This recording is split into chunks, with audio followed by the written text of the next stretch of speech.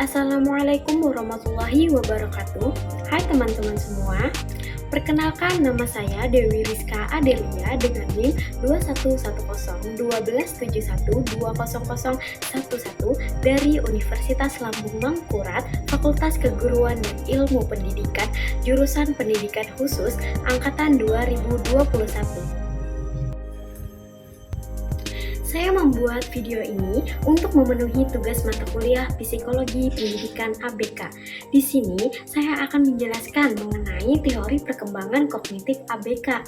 Sebelum kita membahas teori perkembangan kognitif ABK, maka kita harus tahu dulu apa itu ABK. Simak baik-baik. Anak berkebutuhan khusus atau ABK merupakan anak yang memiliki ciri yang berbeda dengan anak-anak pada umumnya.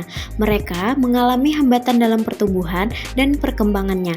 Mereka membutuhkan kegiatan dan layanan yang khusus agar dapat mencapai perkembangan yang optimal. Perkembangan kognitif manusia terjadi sejak dia masih bayi. Meskipun perkembangan secara biologis sudah terjadi sejak bayi masih berada di dalam kandungan. Menurut Piaget, pemikiran seorang anak berkembang melalui serangkaian tahap pemikiran dari masa bayi hingga dewasa. Dalam proses perkembangan kognitif anak, banyak hal yang terlibat untuk mendukung perkembangan tersebut. Salah satu hal yang terlibat di dalamnya adalah kesempurnaan panca indera yang menerima stimulus dari luar. Panca indera seperti indera penglihatan, pendengaran, dan indera lainnya akan menerima banyak sekali stimulus dari lingkungan luar yang nantinya akan diterima dan diproses oleh otak. Pemrosesan ini yang membentuk konsep dan pengertian pada diri seorang anak, termasuk proses belajarnya.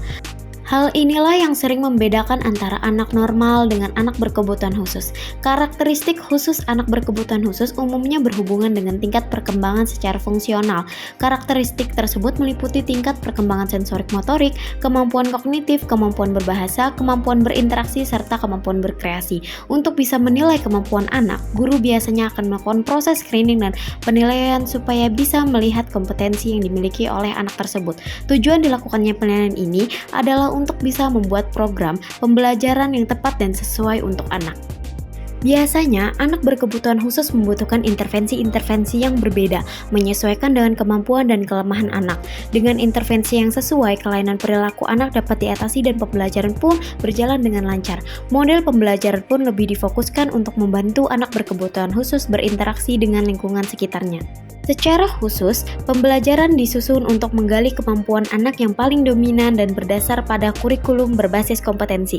Mengapa pembelajaran lebih difokuskan pada interaksi sosial? Pada anak berkebutuhan khusus, gangguan utama yang harus terlebih dahulu diatasi adalah gangguan pada perilaku non-adaptif mereka. Biasanya anak berkebutuhan khusus sering mudah ketakutan seperti takut pada binatang, gelap, dan lain-lain.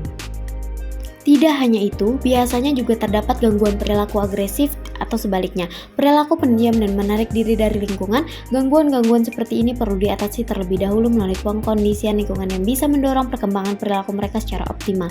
Jika gangguan dalam perilaku adaptif mereka sudah bisa diatasi, maka anak dapat mulai masuk dalam program pendidikan individual.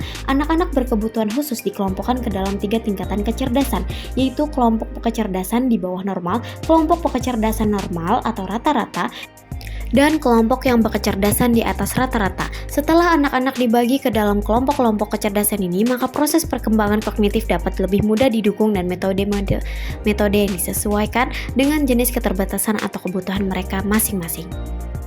Misalnya, pada anak tunanetra akan mengalami keterbatasan dalam hal menerima stimulus melalui indera penglihatan, maka guru dan orang tua akan bisa membantu memanfaatkan indera lain-lainnya di luar indera penglihatan untuk menerima rangsangan atau informasi. Memang hal ini cukup sulit untuk dilakukan. Segala keterbatasan yang dimiliki anak berkebutuhan khusus akan membuat anak mengalami ketidakutuhan informasi yang bisa mengurangi kesan, pembentukan persepsi, penanaman memori, dan pemahaman terhadap objek yang diamati. Maka pemanfaatan atas indera lainnya harus dilakukan secara maksimal agar bisa membangun kemampuan kognitif yang lebih optimal. Namun, tetap terdapat kesulitan yang mungkin akan dihadapi dalam proses perkembangan kognitif anak berkebutuhan khusus. Dalam hal ini adalah keadaan lingkungan yang selalu berubah dan dinamis, yang mungkin akan lebih mudah dikenali dan dipelajari oleh anak-anak normal. Keterbatasan yang dimiliki oleh anak berkebutuhan khusus akan menyebabkan perkembangan kognitif anak sedikit terhambat karena kesulitan menangkap dan mengenali perubahan tersebut. Melihat pembahasan mengenai perkembangan kognitif anak berkebutuhan khusus, kita dapat mengetahui bahwa peran guru dan orang tua sangatlah penting dalam tumbuh kembang mereka.